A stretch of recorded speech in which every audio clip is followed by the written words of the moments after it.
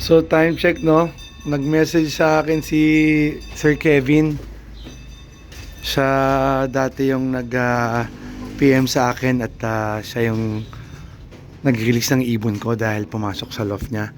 So ang nabanggit niya sa akin, mayroon na daw ang Candelaria. So same truck ang sinakyan namin. So napalabas ako ng bahay tuloy. I will see. Katbalogan 214. Nasa 1,000 na lang ang speed nito pababa. So last night dito sa Bay Laguna, magdamag ang ulan hanggang kanina umaga, hanggang ngayong tanghali actually, no. So mga after lunch pa lang tumitigil ang ulan.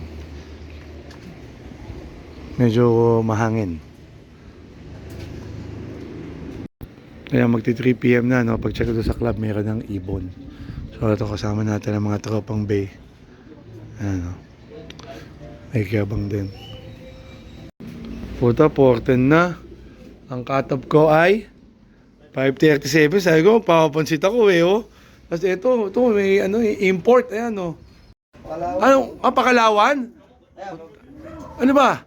Ano ba, newscaster po talo? Babalik, didiretso, ano ba? Hindi ba akin? Oh, last 30 minutes. Dalawa na nag-clock. Ha?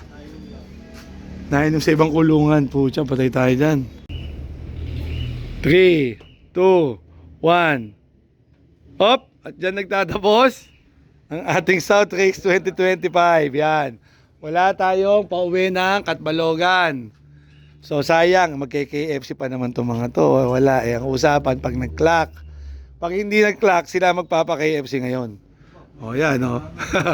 O yun. Congratulations sa mga nagpaklak ng takang Katbalogan. Alright, that's it.